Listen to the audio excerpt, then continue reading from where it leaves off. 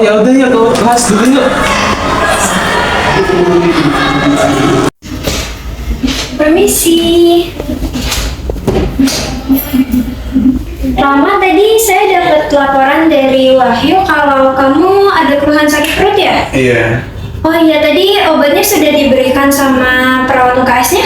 Iya, sudah. Sudah ya, sudah diminum juga? Sudah. Sudah, baik. Untuk obat yang lain, kira-kira kamu tahu nggak ya cara mengkonsumsinya? Nggak tahu. Oh, nggak tahu ya. Oke, kalau begitu kebetulan besok itu ada mahasiswa dari Undip mau datang ke sini untuk memberikan penyuluhan untuk penggunaan obat bagi masalah kayak sakit perut kamu ini. Nanti kamu bisa isi aja di formnya untuk mengikuti acara tersebut ya. Iya. Selamat pagi anak-anak. Selamat pagi, Bu. Oke, di sini nanti kita kedatangan kakak-kakak ya dari Universitas Diponegoro. Nanti kakaknya di sini akan menjelaskan mengenai materi yaitu gastritis nih. Nanti anak-anak di sini jangan lupa ya untuk mendengarkan kakaknya untuk menjelaskan materinya. Nanti disimak baik-baik lalu diterapkan di kehidupan sehari-harinya. Nanti kalau kakaknya waktu menjelaskan jangan ini ya, jangan pada berisik ya. Nanti bisa disimak dia, nanti kalau kakaknya memberikan waktu untuk bertanya, nanti anak-anak bisa bertanya ya. Lalu di sini untuk Kak Rifa mungkin dipersilakan. Sebelumnya diberikan tepuk tangan dulu. Oke, adik-adik, perkenalkan saya Rifa Ayu, mahasiswa keperawatan. Nah, jadi ini di sini kita bakal jelasin tentang pemberian obat gastritis nih. Baik, pembahasan pertama ini mengenai definisi. Nah, jadi apa sih itu gastritis? Jadi, gastritis adalah peradangan pada lapisan lambung yang dapat menyebabkan gejala seperti nyeluh hati, mual, bahkan muntah, dan perut kembung.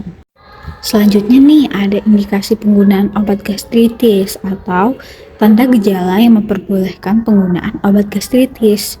Jadi antacid ini digunakan untuk meredakan gejala gastritis yang ringan. Jadi ini gejalanya udah timbul nih. Jadi itu biasanya digunakan antacid. Contohnya nyeri lambung atau perasaan penuh pada lambung dengan cara menetralisir asam lambungnya. Nah, selanjutnya itu ada kontraindikasi atau tanda gejala yang tidak boleh dalam penggunaan obat gastritis. Nah, jadi pada antacid itu harus dihindari bersamaan dengan obat lain seperti ranitidin.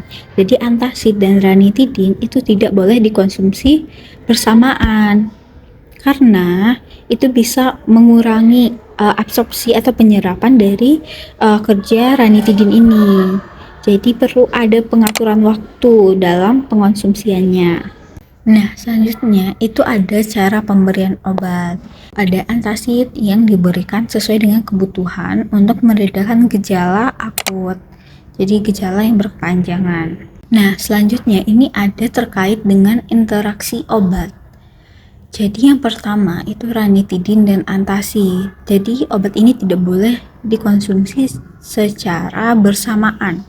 Karena apa? Karena antacid ini dapat mengurangi absorpsi atau penyerapan dari obat ranitidin. Yang kedua itu antacid dan ranitidin.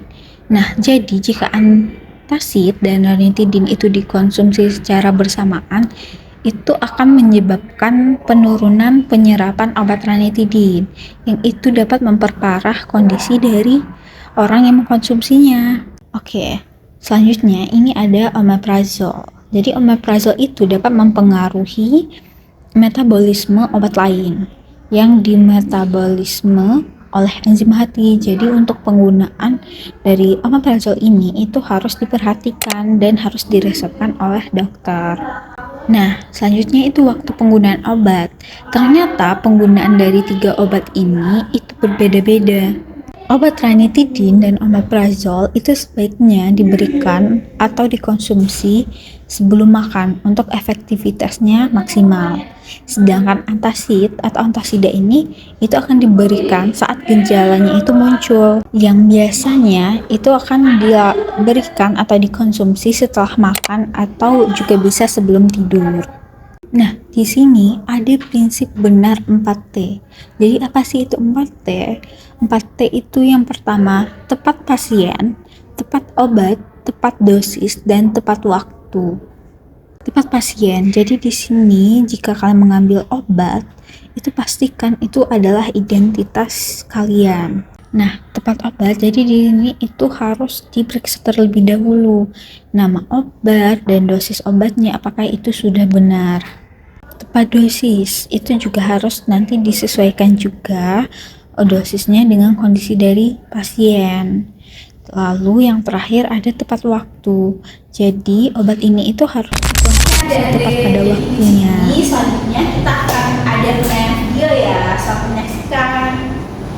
Jenis obat gastritis ada 3, yaitu ada ranitidin, ada omeprazol, dan antasida. Untuk yang ini dikonsumsi sebelum makan, kalau yang ini dikonsumsi setelah makan atau sebelum tidur. 4T dalam pemberian obat. Tepat pasien, tepat obat, tepat dosis, dan tepat waktu.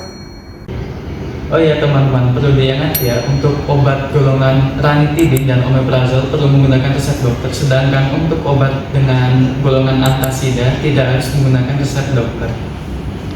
Oke, jadi tadi udah dijelasin ya tentang penyakit gastritis. Di sini ada yang mau jelasin lagi nggak apa itu gastritis? Ayo angkat tangannya. Oke, ada yang di belakang.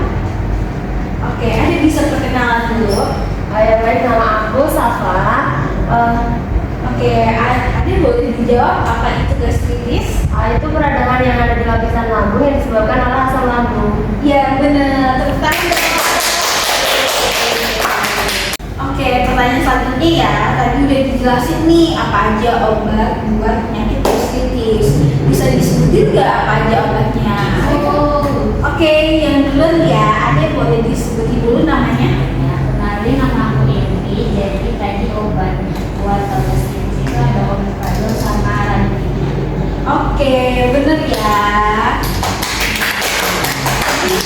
Ada kurang lagi nih obatnya ada 3. Ada yang mau nambahin nggak? Saya Pak. Oke, ada boleh. Namanya siapa?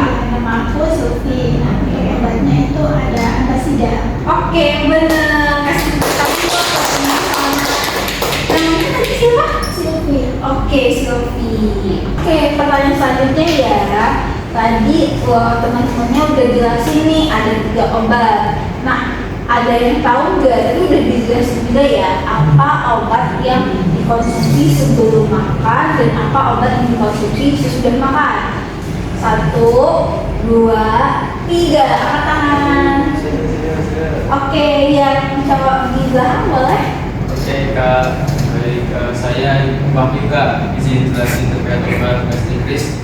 Untuk yang sebelum makan itu ada omeprazol dan ranitidin, dan yang setelah makan itu ada antasida Kak. Oke, benar. Oke, ini kakak masih ada nih satu pertanyaan terakhir. Pertanyaannya masih terkait sama yang tadi dijelasin ya.